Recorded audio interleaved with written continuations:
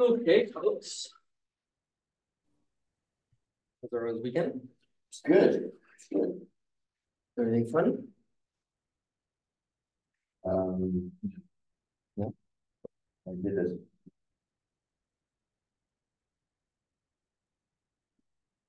atmospheric chemistry project. I did look over Iceland actually. Volcanoes of Iceland. We did the 2010 eruption of one of the volcanoes they had. I can't pronounce it. Yeah, no, I can't pronounce anything there. Part and so we looked at NASA's data on before, during, and after the volcano eruption of like the atmosphere. That's called dioxide. So I did. Oh, how you doing, Rhonda? You guys ready to completely shift gears? Yeah, isn't it complex analysis there? Yeah, complex analysis. So what does that mean to you? Well, the complex numbers, so what we're dealing with is gonna be imaginary numbers. So I imagine it's like how we interpret like what's like real, what's imaginary, and what's like the purpose of having imaginary stuff and what that data tells us about like what we're looking at. Good. All right, so we're gonna do complex variables today.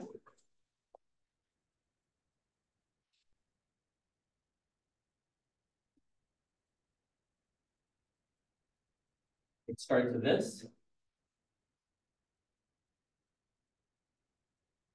Plus square root of -1.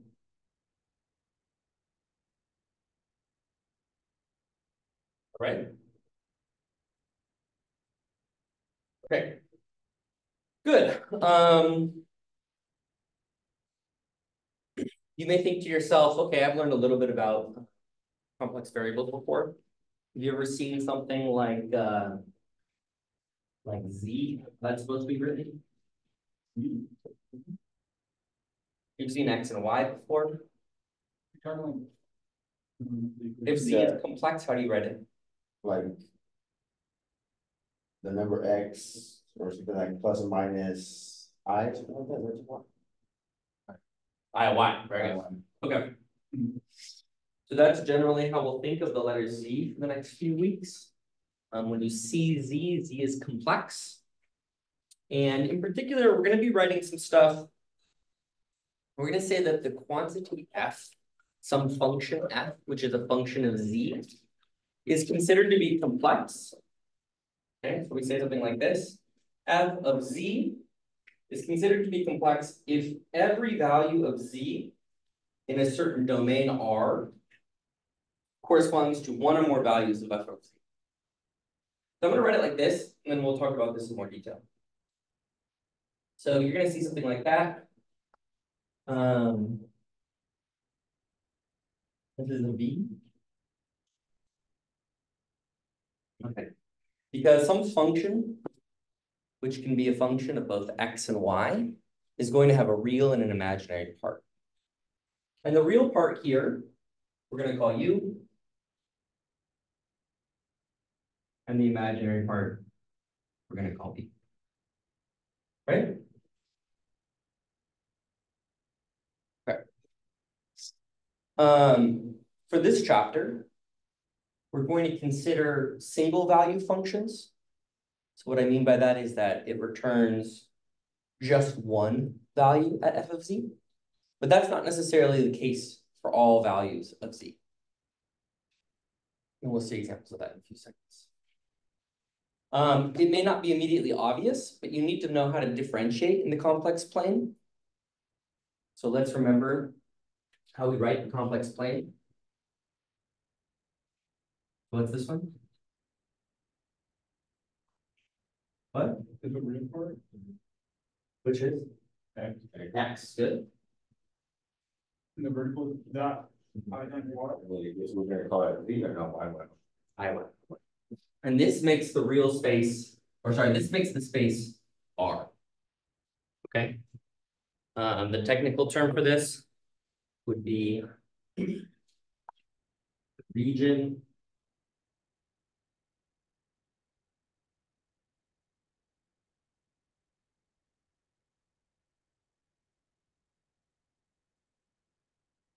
diagram. Okay. Oop, too many A's. No. Oh, I don't want to. Where are the rings? That's how many A's are Argent. This is bad spelling today. All right, Argent, the region of the Argent. And this is a region of space. When we say space here, I'm talking mathematical space. I'm not talking about space in the context of GR or special relativity that we saw before. Okay, so we say that a function f of z is single valued. So this will be single valued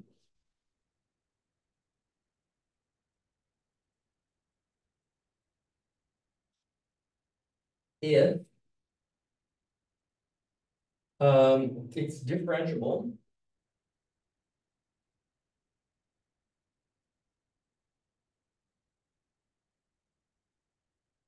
at z in R when, now we're gonna write the definition of the derivative. You remember the definition of the derivative?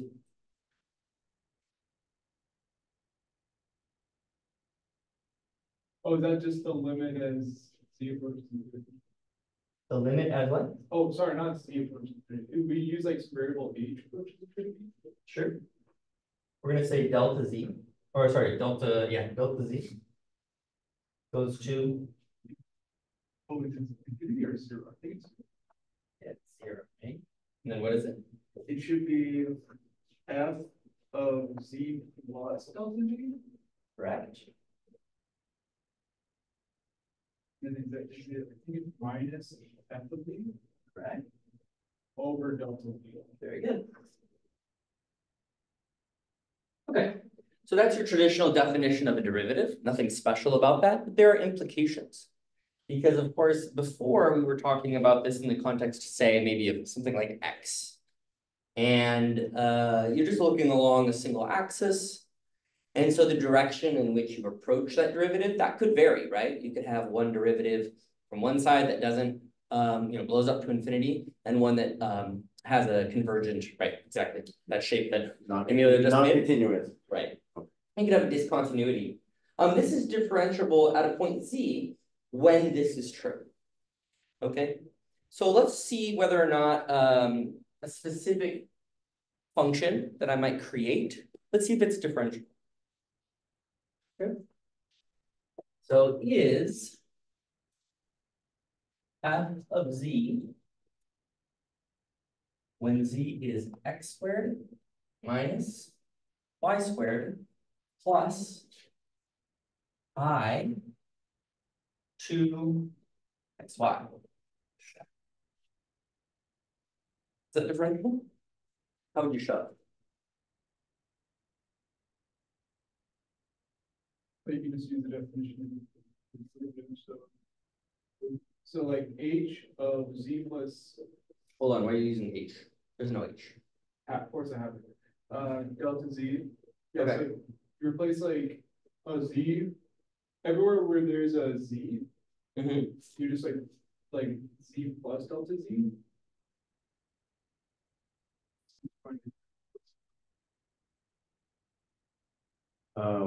We're differentiating with respect to z or with respect to x or y, or what do we?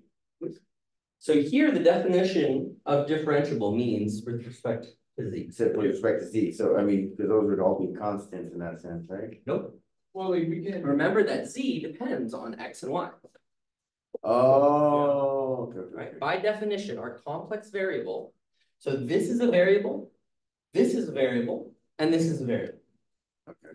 And of course, you could think about this in the context of we've been living in this region of R, but we've constrained ourselves to the real plane.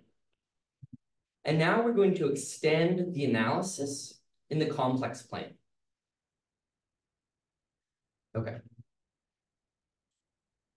All right, so let's give it a try, get our brains warmed up, give you 5 minutes to sort of put some of the work down.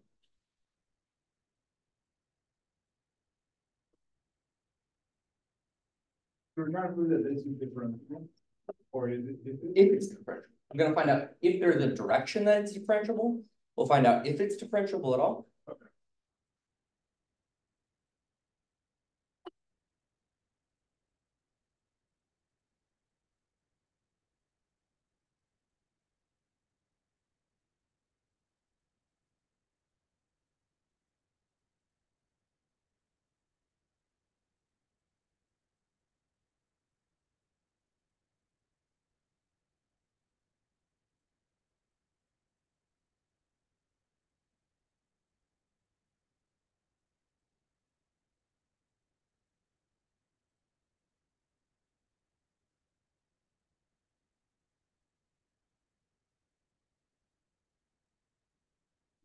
Z squared.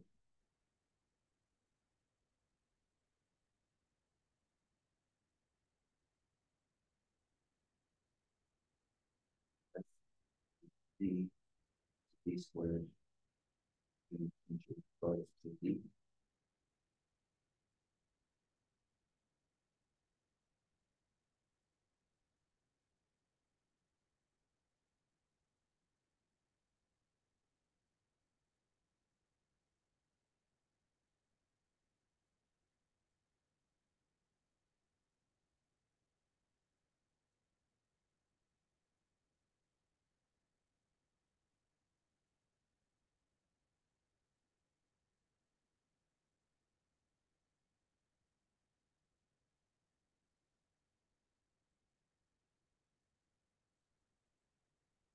So I think it is differential.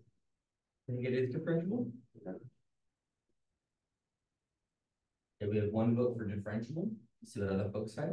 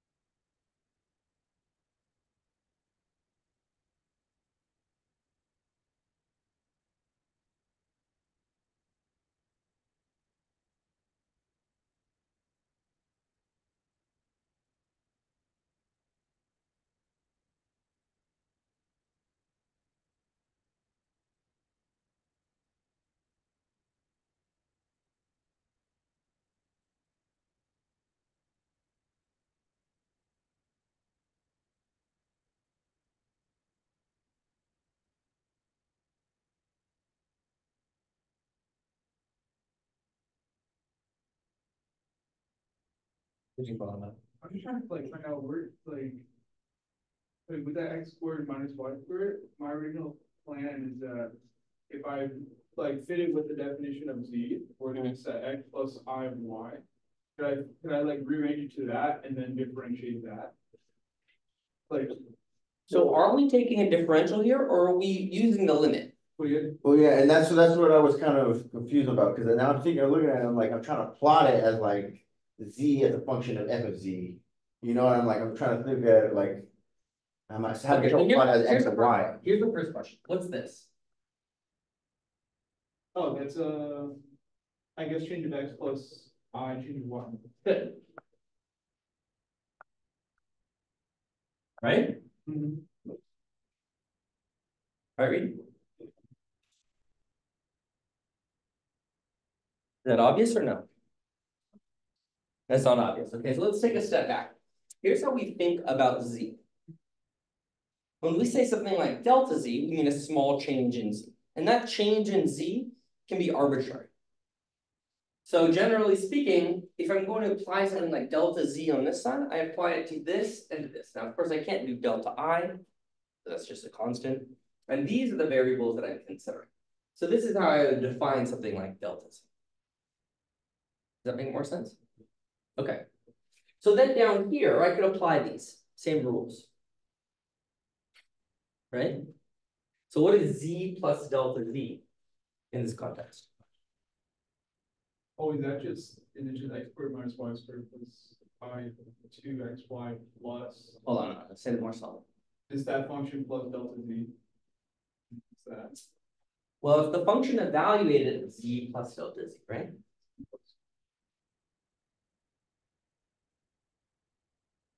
So let's look at the first part, right? Let's rewrite this piece. Okay.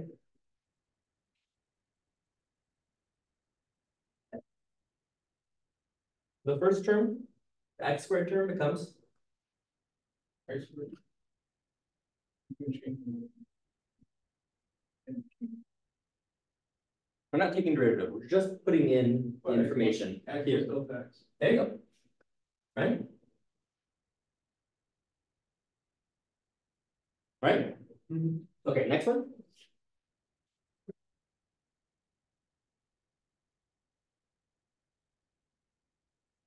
Well, X was, wait, actually, if it's nine, yeah, it's Y plus delta Y. I will, I don't. Is there an I? Is there an I? Oh, there is, okay, so for that term, so for that part is real. That's still the U part, right? Yeah. That's still the real part. Okay, Alright, so if you would say this would be your U and this would be your V. And we'll talk about how we use those in a few minutes. Okay, what's the next term?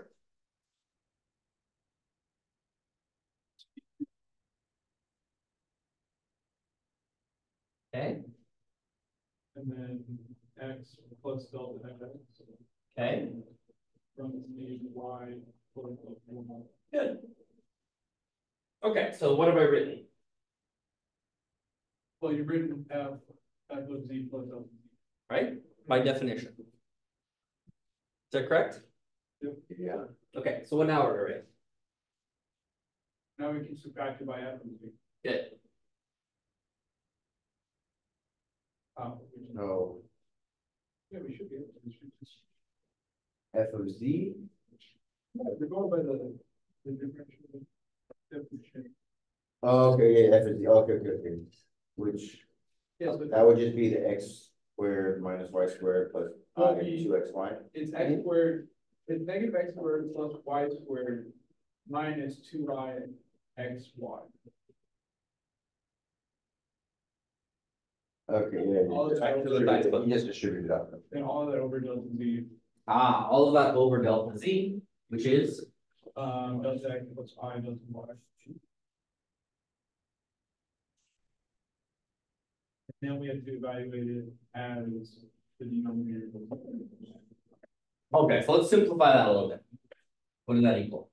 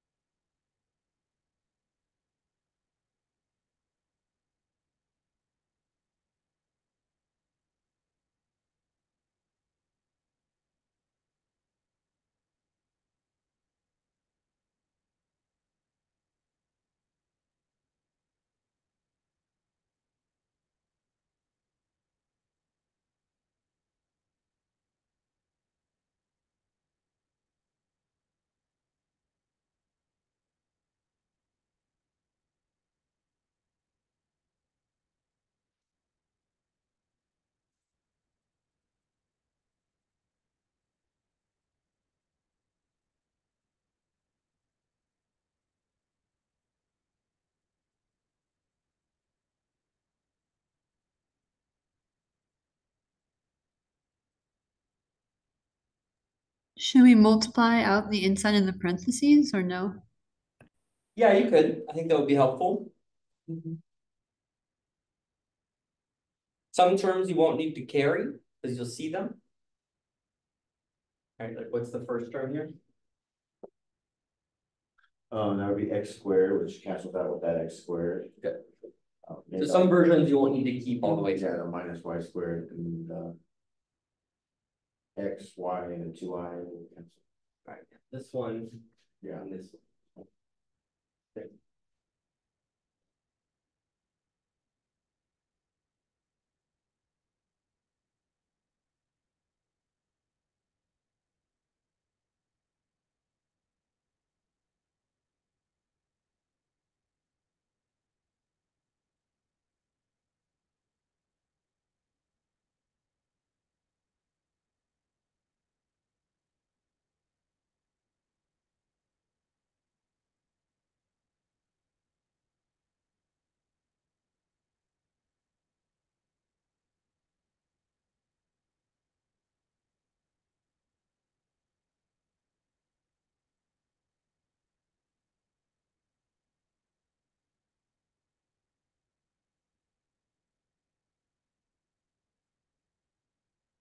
Bottom is the same.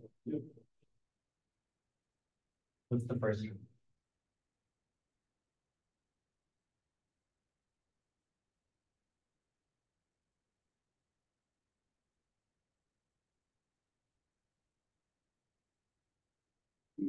negative delta x times x. Why is it negative?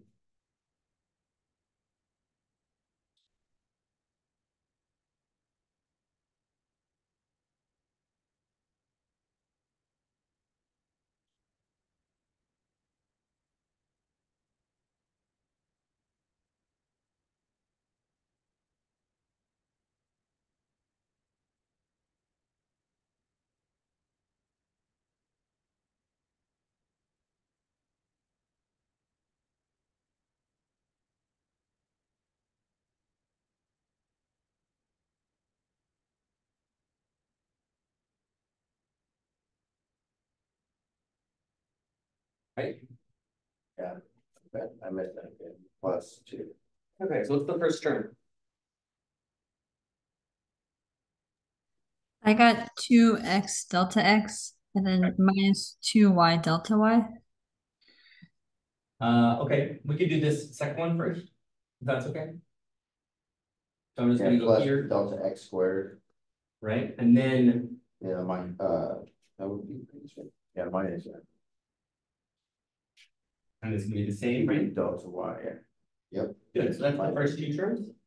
Yep, and then I got the last one, it'd be 4i delta yx. Not sure about that.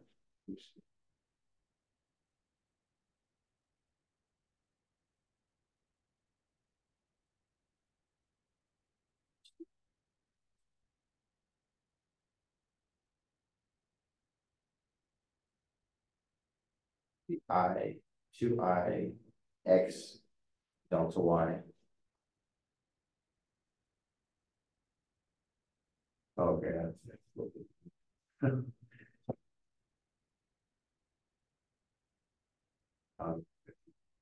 X, Y.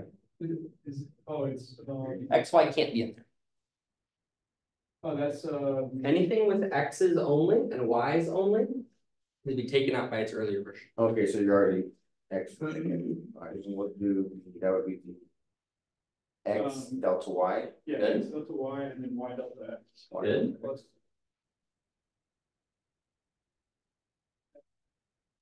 Is there also the delta X, delta Y? No, X delta Y. No, the signs are right? Yes. Right, they must be right, because these are both plus, right? Good. Okay, so let's have a look at that. There's a lot of deltas in there. Right? Yes. Okay.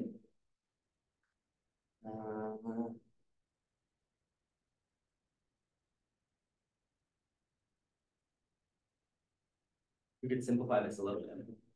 Yeah, you can probably factor out.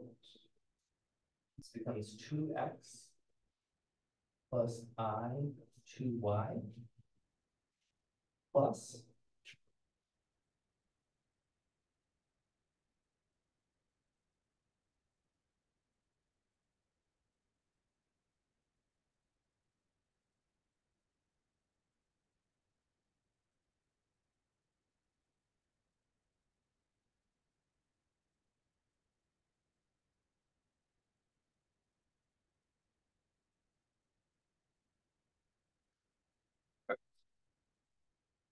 I'll leave you to show that it's true.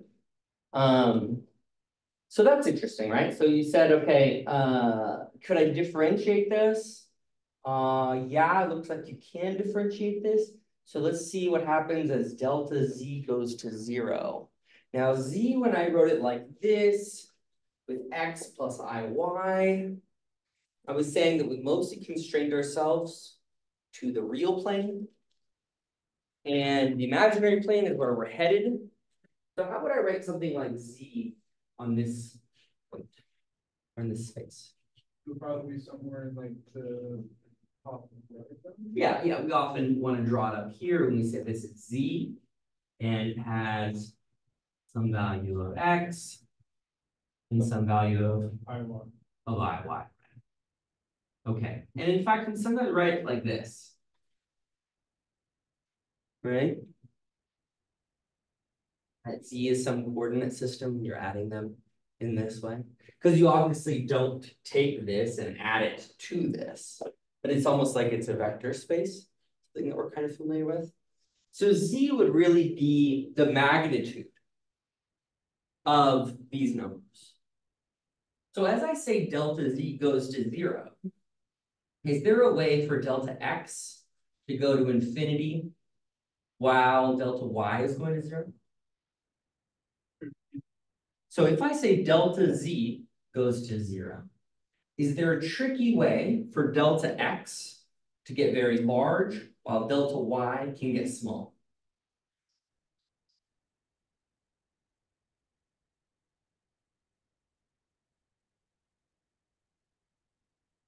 It's just going into like. No, it would become the X component, it would just be all real. Right. No, it's all real. So let's remember that this means the magnitude.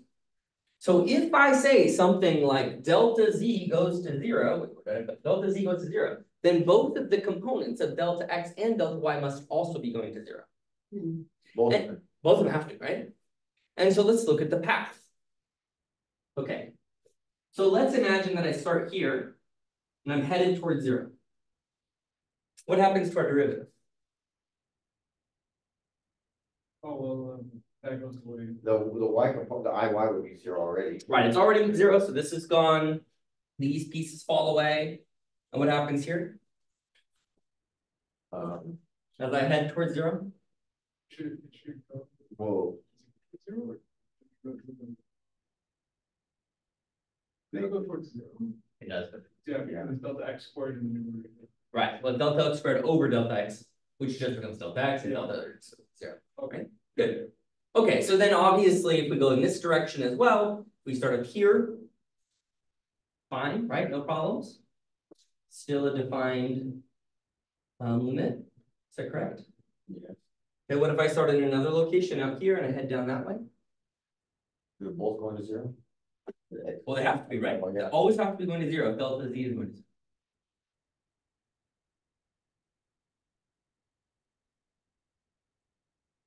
Just be delta x minus.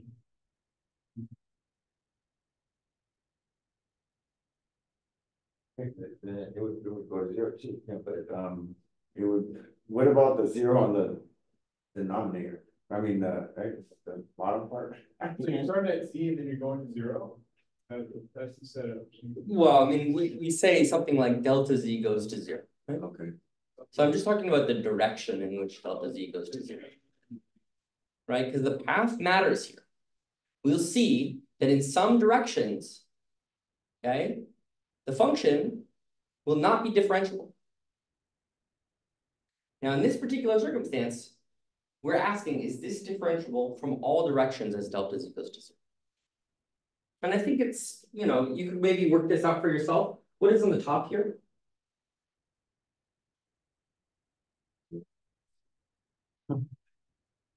What's it? So it go to 0 on the top. How's that? Isn't it the case that this quantity squared is what's up here? Oh, yes. It is that. Oh. So then you just have one squared version. over C. Oh, okay. So as it heads to 0, we are fine, right? The Hospitals or whatever. Okay. So here's what you have. This is the derivative. So is this differentiable? It's differentiable, right? And it's differentiable arbitrarily, right? Doesn't matter. Yeah. Okay. Okay. So you could have, you know, if you saw that originally here, you might have said to yourself, what is this? That's Z squared. Yeah. And what is the result? Oh, it's two Z, which would be two X plus two I and Y. Good. The result is. So good, that one works like we think it should. Now, this is not, I'm going to give you an easy example to start with. They are not always so easy. We will have to redefine functions like the exponential, like the square root, and we'll see that they all have their little quirks in the complex plane. Okay. So you could have taken the limit if you just used these, but I think that that was more instructive.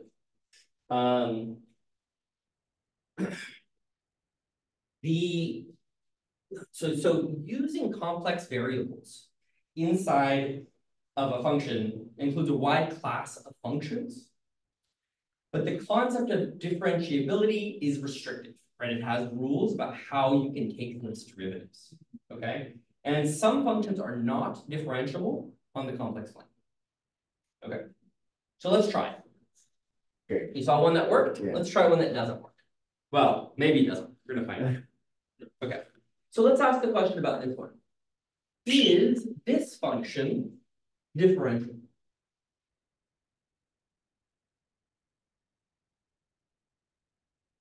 Anywhere on the complex plane? Can you find where it's differentiable?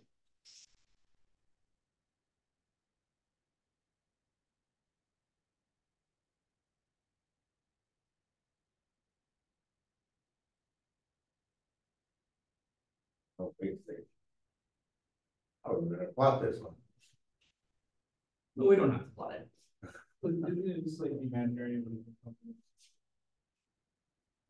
Imaginary. It's just like now this is like the imaginary part from our previous definition, not the real part. Why is real? And there's a 2 there. That's true. Okay, well, we can just plug it into the definition and see what we get. Yeah, right? yeah. Why don't we start with that?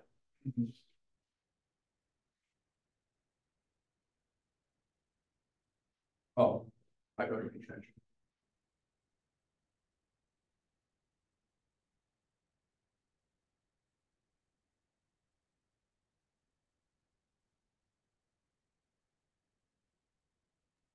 Does that say 2y plus 2x? It's 2y plus ix. Thank you. Yep.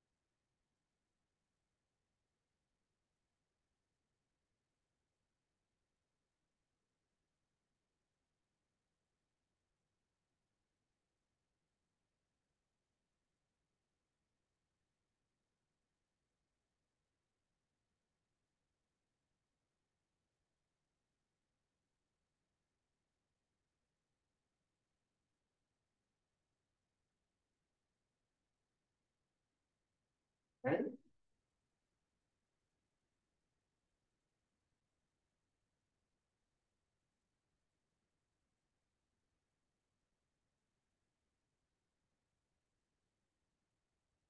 What's the first term? Well, what's the numerator? That'll be the easiest thing to do. Delta y plus I delta x. Good.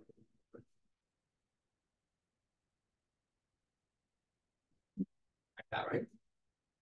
Okay, What's the numerator?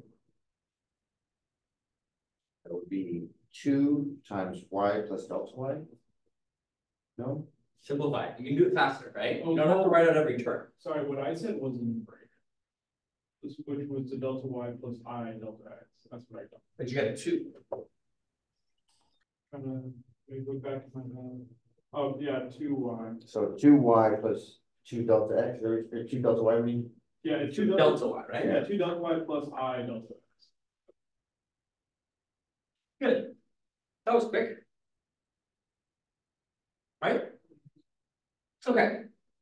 So now let's have a look at this one more closely.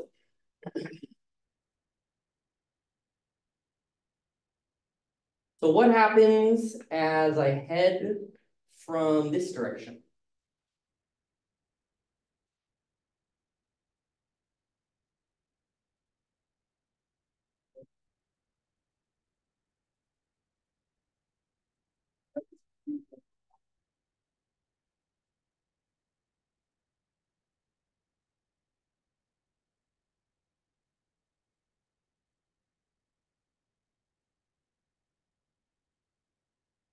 Yeah, is that just 2 over I? 2 over I. And I'm assuming that delta x is approaching 0. Like, so, yeah,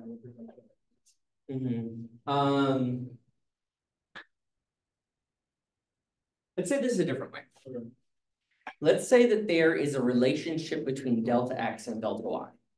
So they have to be headed towards 0. And they always form some slope m. Okay. So how do we typically write m? Yeah. So that m would be I y over for delta y. right? Or another way of writing that would be something like delta y equals m delta x. Is that okay to say? Yeah. Okay. So there's a relationship there between the two of them. I'm going to go ahead and put that in. So let's write delta y is m delta x. I'm going to put that here. I'm going to put this bottom part here. So I can rewrite this one as 2, m delta x plus I delta x all over delta x plus I m delta x. Okay, and thankfully these all fall out. This is what? Plus I over 1 plus 2m plus I over 1 plus I m. 1 plus im. Okay.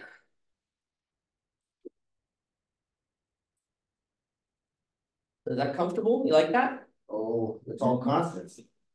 Well, it's not exactly all constants. Remember that Oh. m was the slope that we headed towards 0. Which would still go to 0. So we have something that's dependent on the slope. That's not good. Okay? The path that we're taking is going to influence the derivative. We don't like that.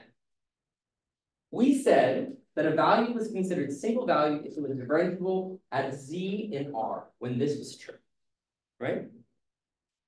So the limit depends on m, right? Does it depend on z? No. So this is not a differentiable function for z. Is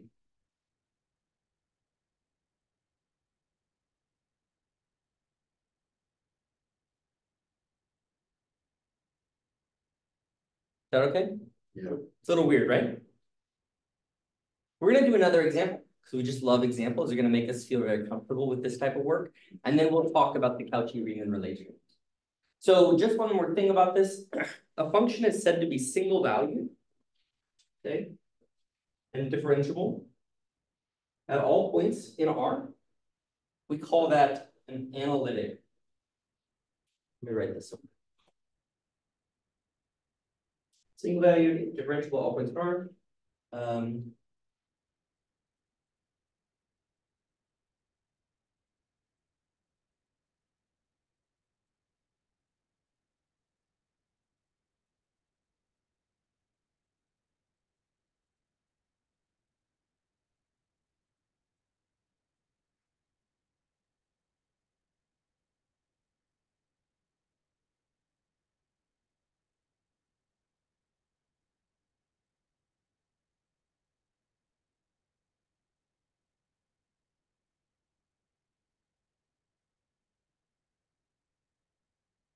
in some space R.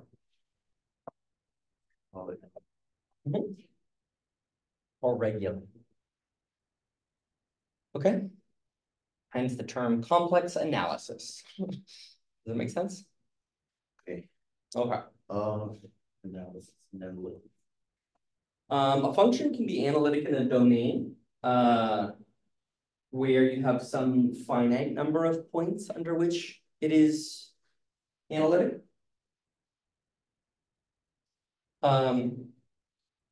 If there are infinite points in the domain, then it wouldn't be considered analytic. But if there are finite number of points, you would say that that would be analytic except for those locations. And we call those the singularities of the function. So if you've heard this term before, this is where it comes from. Okay, so what's an example of a singularity?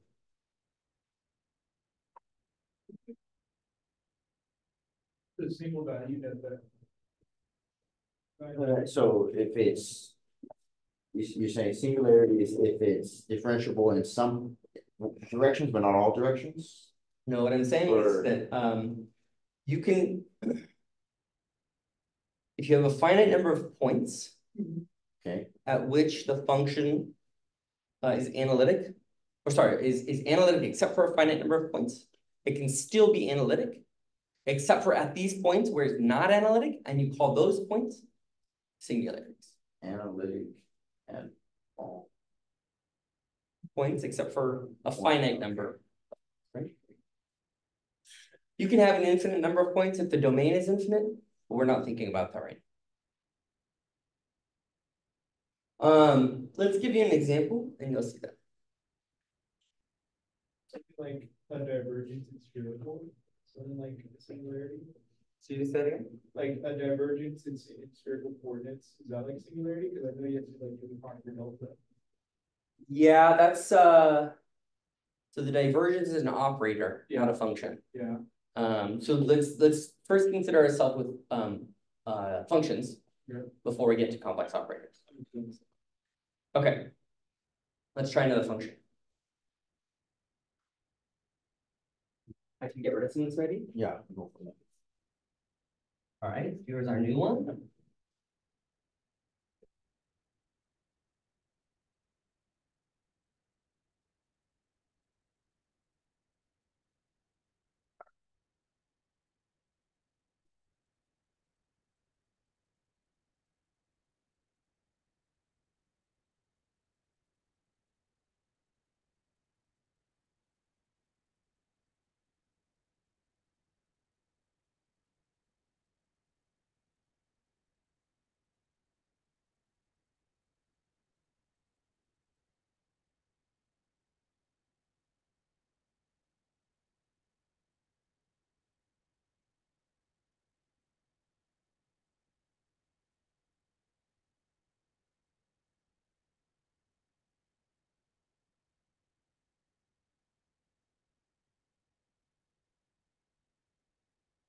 Don't overcomplicate this.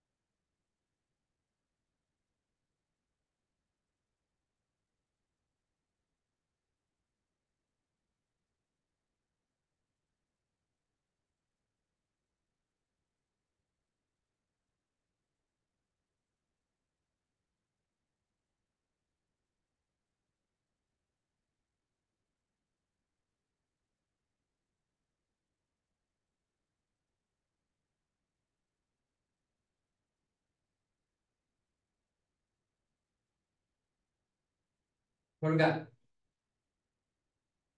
Got it. That's the first step. Please don't tell me you put in delta x and delta y. No, no, I didn't do Okay. that, no. All right, so what's the first thing you're doing? So I got 1/1 minus z plus delta z. 1/1 minus z plus delta z. I hope you wrote it that way. Yeah. Okay. Exactly how I wrote it. And then minus 1/1 minus z. Good. That's all over delta z. Whew. Complicated, right? Okay. Okay. Now what do you do?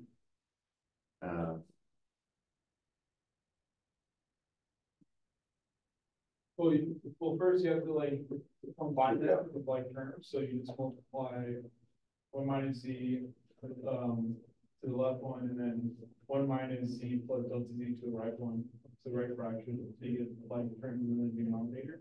Mm-hmm. And then I just finished doing that. Mhm. So then that numerator, right there would be, like basically combining the fractions, it's negative delta z over 1 minus 2z plus z squared minus delta z minus z times delta z. Okay, you might have said it all completely correct. It's really, I mean, it's hard for me to track all that. Yeah, I did. So let me just show you something really quickly. Okay. The first one is 1/1 minus z plus delta z. Yes. The second one is 1/1 minus z, and they're both being divided by delta z. The numerator is the function plus z minus delta z. And we saw over here what the effect of that was. That when you take away the function from the original one, you only end up with the terms that have delta z. So what do you end up when you multiply this by this? Well, don't do the multiplication, because you know that the 1 minus z is going to be taken away from the 1 minus z here. So that'll be gone, and you'll be left with delta z on top. But you have delta z on bottom, so those are gone too. So you only have 1 times the product of these two, right? So this becomes 1/1 minus z plus delta z times, 1 minus z. Fair or not fair? Did I simplify it that quickly?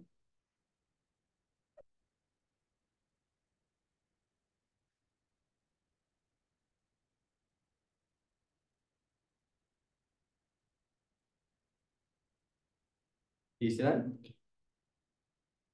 So I just have a delta z in the numerator for that, but I got this, in your final one, like where you combine them. Right, you would, and then you divide by the delta z. Okay. That comes from the definition of the derivative. I'm not right. The book is right. Okay, so what does that equal? Now we can multiply those terms out.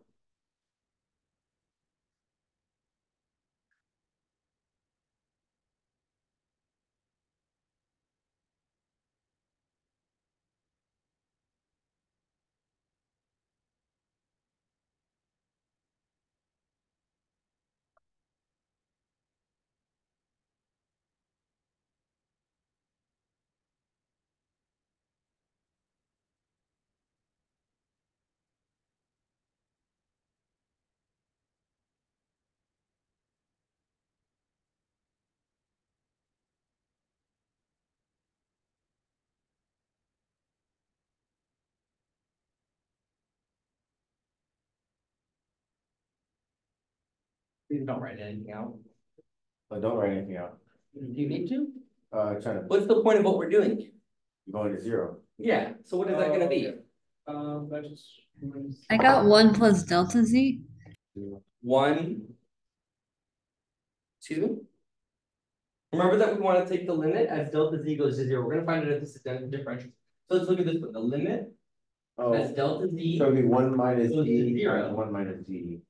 1 minus z minus delta z times 1 minus z is, of course, you just said it. Yeah. Say it again. It would be the 1/1 minus z times 1 minus z. We call that squared, right? Okay. So here's the limit. The limit exists Does it depend on delta Z? No. So does it depend on the direction that I go to? So those are good things. Is it single valued everywhere? Not a Z, right, or, Not a Z? Well, when you get Z, then it's 1/1. So, Well, Z is all of this. This is all the all of space. these equal to 0. When Z is equal to 0, the limit is 1. That's fine. It's still a single value. Yeah. single, and.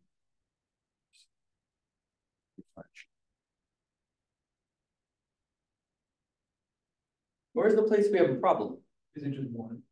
Z equals 1. Z equals 1, what One, happens? yeah. Yeah. What happens at Z equals 1? What does it imply? Yeah, that's Exactly. right, yeah. Ah, so in fact, we have a singularity at Z equals 1. Okay, so we would say that, oh my, racist.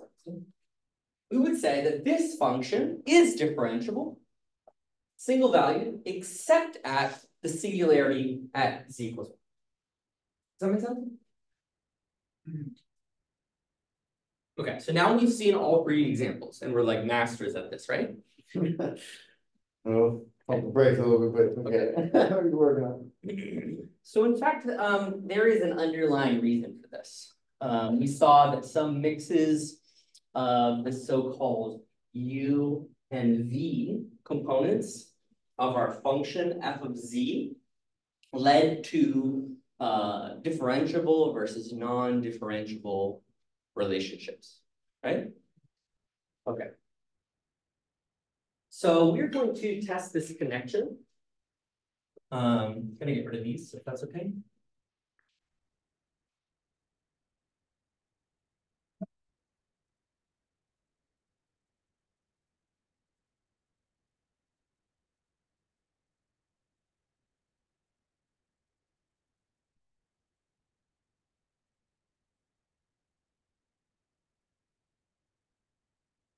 All right.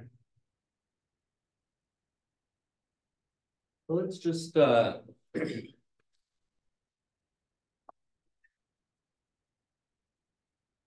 this limit here, right, that defines whether or not you can be considered differentiable. You could call that something like L, and you just want to determine whether or not it exists, right? Does L exist? Okay. So the Cauchy-Riemann relationships, which is what we're going to talk about right now, talk about the connection between the real and the imaginary parts of your complex function. Okay. Okay, so you could write something like this.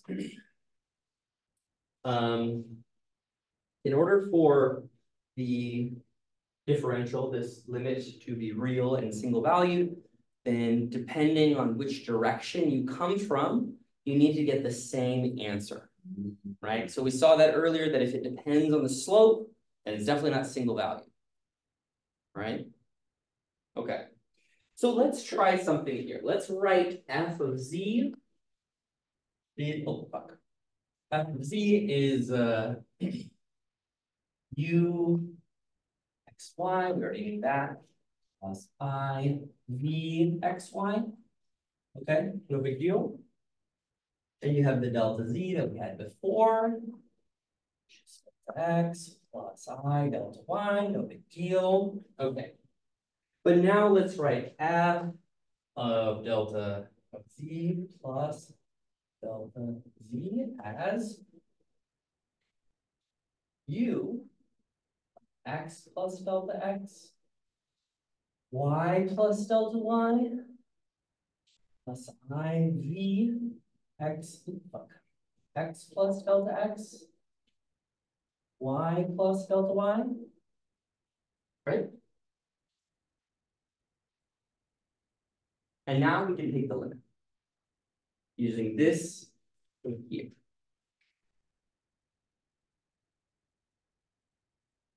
Okay, let's try that. Let's call that limit L. We're going to take the limit as delta x and delta y both head towards 0. That's the definition, right? And we want it to be single valued. So what's the first part of this? Or this one?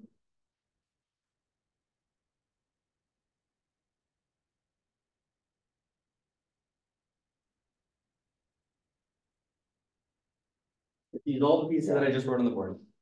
That would be, you want us to write the whole U expression out, or just use the letter U? Or just the shortcut, because we can just use like U of delta X, U, and then U of delta Y. That's right, the whole thing. I'll write it down. I'll write it down.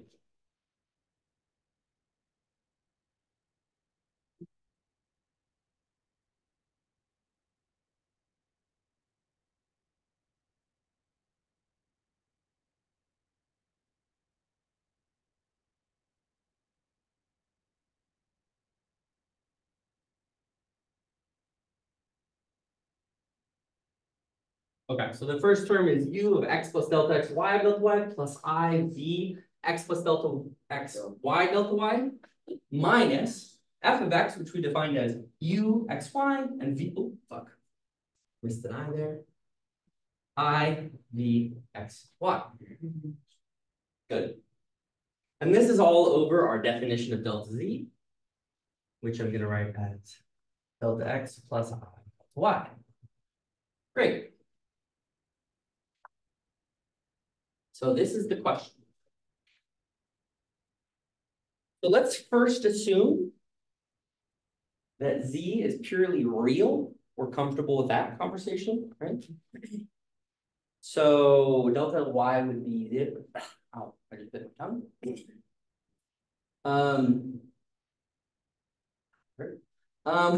Let's assume delta y is 0 already. What do you get?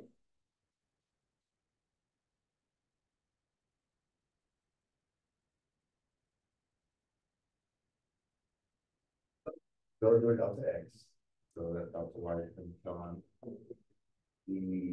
Now this one disappears, right? Yeah. I mean, we really don't know the functions U and V, right? No, we don't know the functions u and v. That's correct. But we do know a little something. We know the definitions of the derivatives. So if we're imagining, right, this is plus 0, u x delta x Oh. over delta x, what is that called? That's just a derivative. Ah, that's the derivative. This is the partial, right? Yeah. That's the partial of x. For who? Just for you. Just for you, right? So if delta y equals 0 and z is purely real, then L is delta u delta x plus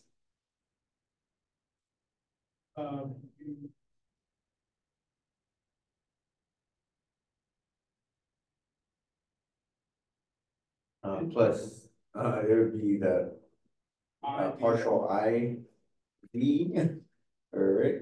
so I'll do I out Okay, I partial V with respect to what? with respect to X. Correct. Right? Okay, so that's great. Provided that the limit exists at each point in z. Similarly, we could ask the question, what happens if it's imaginary? It's purely. If Z is imaginary? Yeah. So let's z is purely imaginary. So delta X is 0 this time. Correct. Z is. So just taking the derivative in terms of y. So it would be b over y. Or partial U, partial Y. Got a lot of answers coming at me, and I'm not sure that I hear consensus yet. That could be U. Partial U, partial IY. Or I. I think I figured it Go out. ahead. So I think L would be equal to I times du over dy minus dv d over dy. So I see an I on the bottom, right? Yeah, This, that's this piece disappears, Yeah, and I see an I on the bottom. yeah. So I thought it would be, This is gone, this is gone. yeah, so it'd be, partial U, partial Y. And then there's the I. Delta Y. Partial U, partial Y, and the Over I is on the bottom. Yeah, so it'd be like one I inverse times, I guess. Well, we don't say I inverse, we say one I, of us. 1 over I is perfectly fine to say, Okay. okay, good. right? Hmm. There's nothing wrong with putting the I on the bottom. We just did it over there, knowing that and enough. Okay? And then what happens?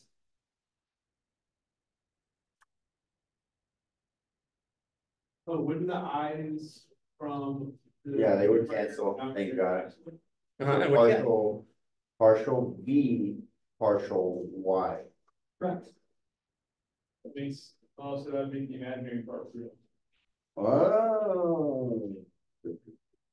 Well, you haven't changed anything about the V. What we're talking about here is what relationships between the imaginary and the real give us a limit in which we get the same answer. And that's what we're headed to. Okay. So for f to be differentiable at a point z, these expressions must be identical. Why is that? Okay. For f to be differentiable at a point z, let's go back to the idea of differentiability for z. They have to be come at the same.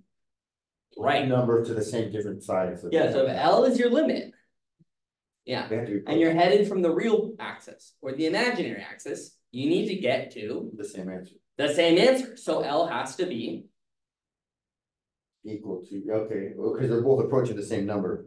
exactly. Does that make sense? Yeah, so you, okay, you set them equal to each other. Are you- Okay. So it follows then, okay, if this is true, how would I do this? You should set them equal to each other. What do you mean by that? Well, yeah, because they're both equal to L, so that's the No. best. Sorry, what you? Well, they have to be the limits though. The limit's already been taken. You can use it. We took, hold on, we took the limit here Oh, to okay, get the definition of the partial. okay, that's Right. that's true, that's true. Yes. We got it. We're almost there, but think about this for a few seconds. So this is this, that's great, we agreed on that. How many relationships does this give us? Why 2 relationships? We have one for delta x, one. I was like, my original thought was to say, well, since v is equal to delta x plus I delta y. You can kind of put these equations together. Like, And then you would set the partial to each side on, you know, like put the x term on one side of the partial of the y on the other side.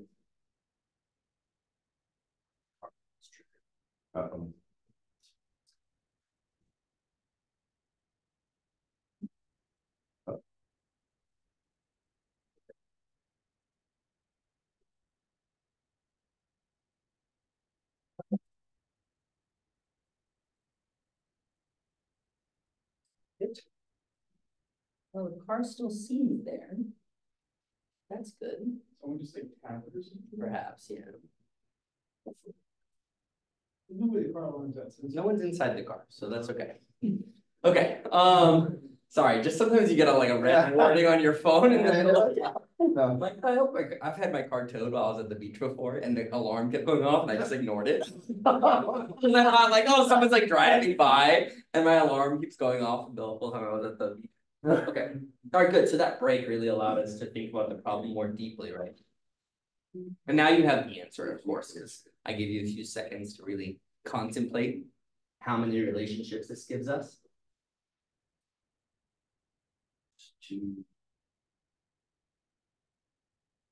Wait, so you want the number of relationship? Yeah, this gives us 2 relationships. Yeah. 2 constraints on U and V, such that if U and V do not follow these relationships. Yeah, You will not have differentiable functions.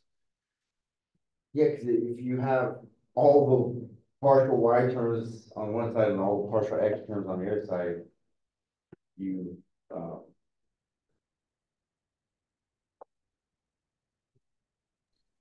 So you set the components with i's equal to each other and the components without i's equal to each other? That's it. okay, Remember that when we're talking about complex analysis, we think of this really as though they're plus, but they're not plus. You don't ever take I, y and add it to x, right? okay, What you should think of them as is two separate statements, one of which is the real part and one of which is the imaginary part. And for an equality to be true, the real parts must be equal and the imaginary parts must be. okay. Okay, so let's write that out then. These are your Cauchy-Riemann relations.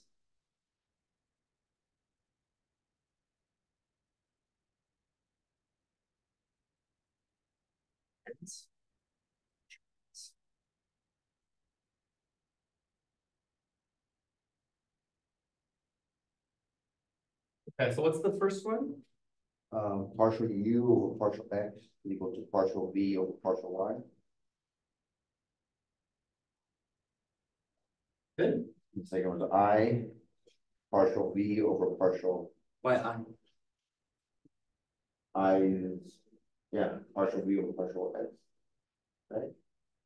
Oh, you don't have to put it, you don't have to put it in the I when they're, Okay, let's think about how we do this.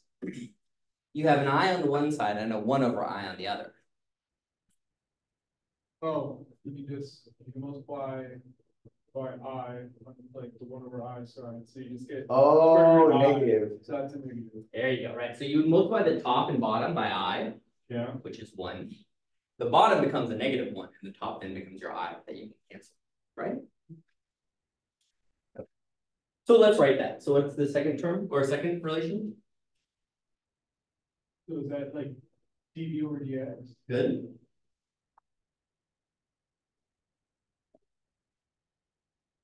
That negative I Correct. do you dy Well, we're not going to use the i's here, Oh, no, no, or dv? but it is negative. Because remember that it's the magnitude of the real components and the imaginary components that have to be the same, right? If they are equivalent. Okay? okay.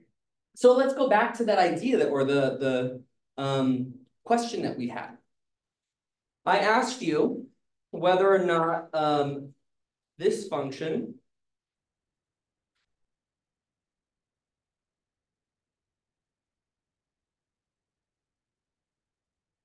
is that differentiable? That's what I wrote, right? Yeah, I think we did get that one. Yeah, yeah, that was the one that wasn't true, right? So let's see if that's true. Oh. Oh. Okay, so the first one says, what's the u here? That's the function, which would be the real component, Which is what? which would be the y. With respect, Hold on, not just y. would be ix, it would be the imaginary component, correct? No. So when, So where is u in this function? If this is f of z, the u is the 2y. 2y. Oh, two y, yeah, So all of the real parts. So this is your u. Good, and where is my v? that's the ix, or just x. It's just x, right? Yes. Good. So this is my v. Okay. So what's the partial of u with respect to x? 0, it's a constant, right? Good. And what is the partial of v with respect to y? But the y would be 0. Good. Okay, so that equality is equal. Okay, looks good. Let's do the second one. What's the partial of v with respect to x? Partial of v, which is the x with the 1. 1, yeah. Good.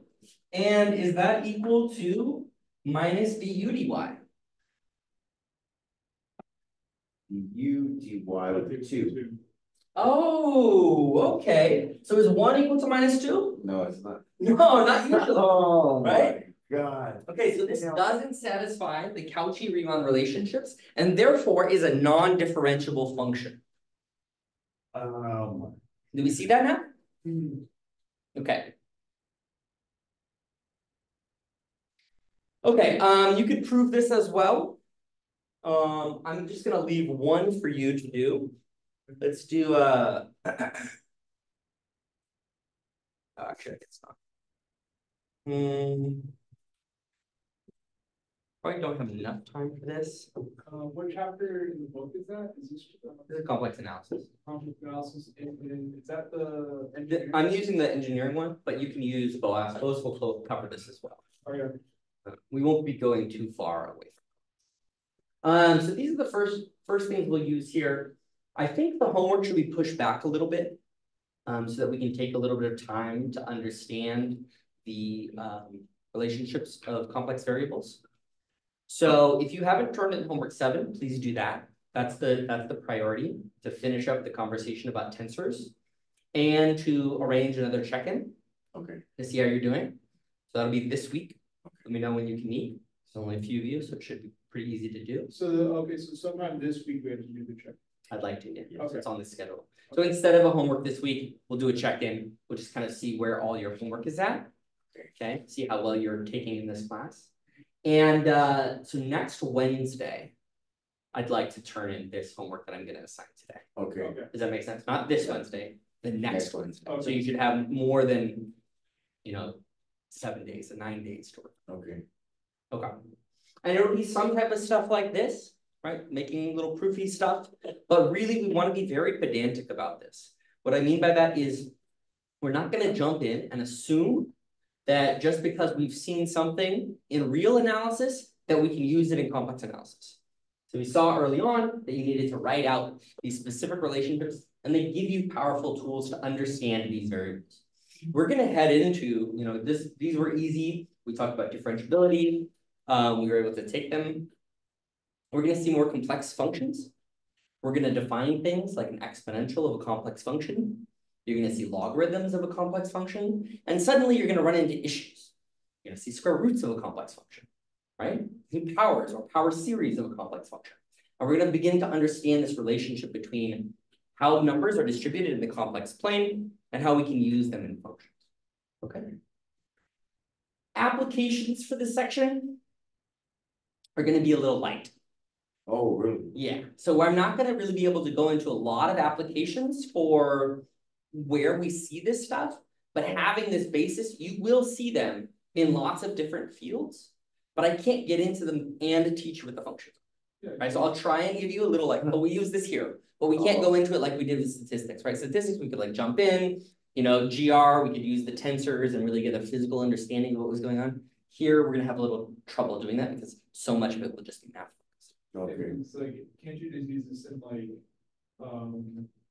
what is it, like, particularly amp oscillators, electronics? Anything with an I, right? Yeah, we did that. So quantum mechanics, yeah, everywhere that you see an I, and this happens a lot in nature, right? Because the Lagrangian in quantum mechanics, it's got an I right there, So every quantum mechanical system, you're gonna have this that get applied. Okay. And even when we define things, like there's a lot of tools that we can use from the complex plane to understand, for example, how to do analytic integrals of stuff that normally you wouldn't be able to do. Okay. Questions, comments, concerns? You install Lockwood Towers, correct? Yes. Okay. We should probably check on your tower. For your questions.